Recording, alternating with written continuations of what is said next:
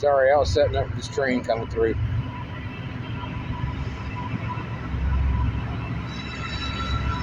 Yeah, funny, I can feel it before the train.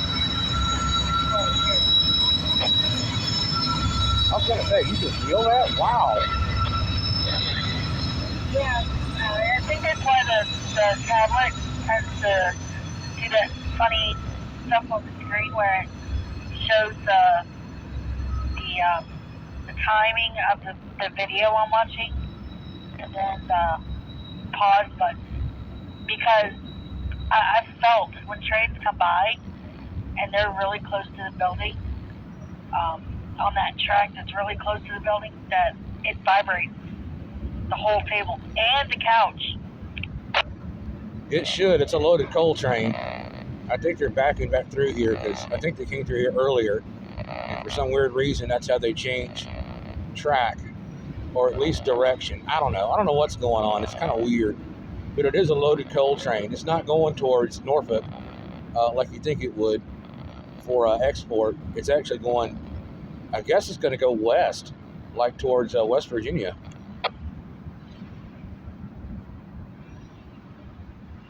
You know, as much as I don't agree with some of these neighbors that we have, the sound, the volume of these trains that come by, no matter what time of day it is, especially at night, and they lay on those horns, it is quite annoying. And I do agree with a lot of these neighbors who have complained about that. Well, they have to. There's a crossing at Brown Street. It's a level crossing on track 2. They have to do that. It's a street crossing. Well, I mean, I get that, but then that even you have agreed with me at times.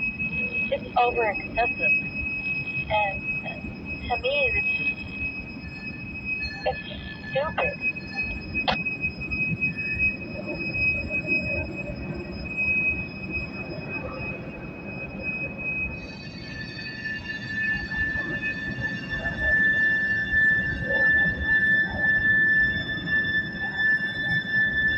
That train has gone through.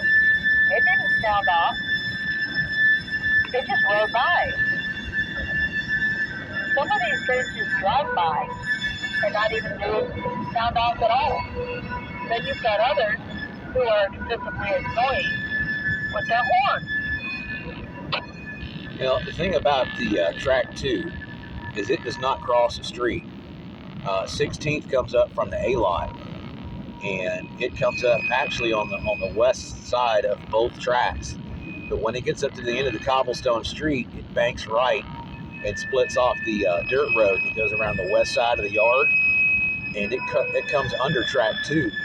So the train actually crosses 16th on the trestle, and then it comes up to Brown Street and it bears right. That's the only way it can go, is take a right, and that's where it crosses Brown Street on track 1 between the tracks. So if they're coming down track 2, they don't have to sound for a crossing alert, because there is no level crossing on track 2. There's one over here just north of the bridge. It's just a little dirt road for a level crossing, and sometimes they'll sound alert for that, but it's not always. Here lately, like right now, for some dumb reason, they come off of track 2 and they come up the center track that connects both the tracks, and they get back on the track 2 again. I don't know why they bypass that little crossing, but that's why you didn't hear anything on track 2. Okay, then again, now this is me speculating. Lord forbid something on track 2 stopped to a halt. You would literally, in my mind, if you're coming up on track 2 behind a train that is halting for some stupid emergency, in my mind, you would have to lay on that horn to let them know, hey, I'm coming up behind you. Yeah, and you'd be right. And it didn't matter if anybody was standing there on the side of the track, because that the head end of that train might be another mile away. Whether they hear it or not, it's irrelevant. I would think the operator that was still moving, trying to stop, would give some kind of alert, because there might be somebody standing in the brush there. There might be a derailment, and that's still close enough to get rolled over on top of. When you get a chance, if you care to, look at Google Maps of our neighborhood, and you can see how these tracks are set up. I have seen how they're set up, and they're set up stupidly. Which, okay, continues my argument. If they're gonna sit and lay on the fucking horn on track 1, because the crossing, why would they not do it for the same for track 2? Knowing, okay, it's a track, it's a busy track. Like I said, what if something, Lord forbid, happens and cause something to stop?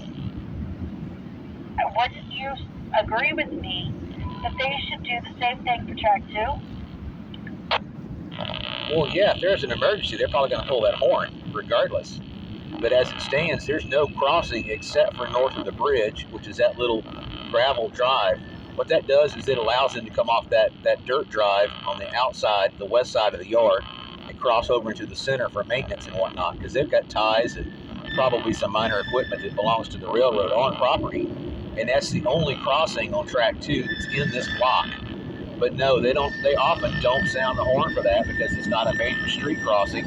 Brown Street qualifies as a city street on a level crossing, so they have to do it on Brown Street for track 1. I get it that they gotta do it on Brown Street for track 1, but what I'm saying is, if those lines are, active, I would think that regardless of if there was an accident or not, or if there were people working on the track or not, you would still have to lay on that horn.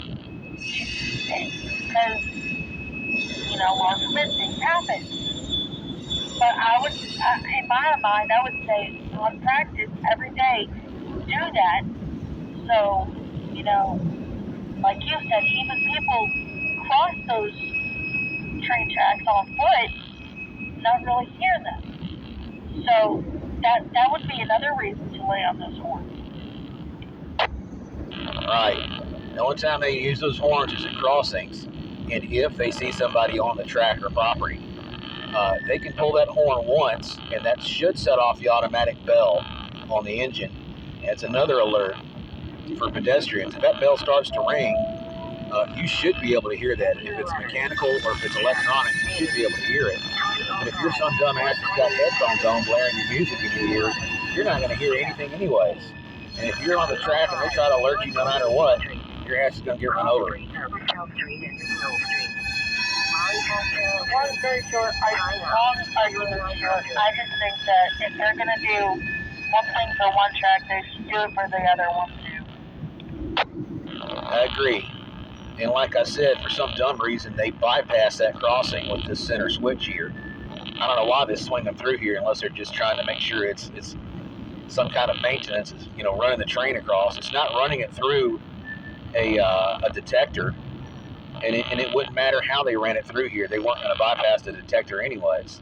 But still, for some dumb reason, they shifted off. They missed that gravel crossing, and that's why they don't blow their horn on track 2 anymore unless they specifically hit that gravel crossing.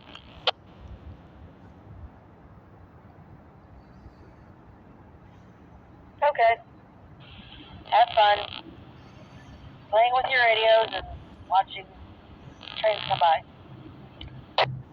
Oh, that is the hobby.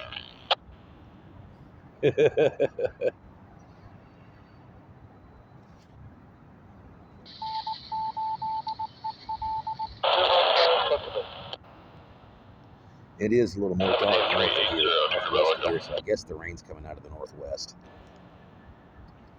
Oh shit, Sherlock.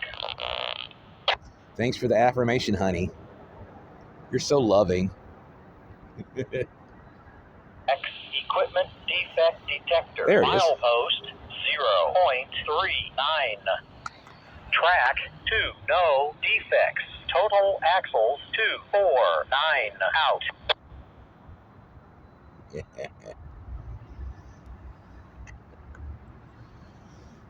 That was a long, cold train.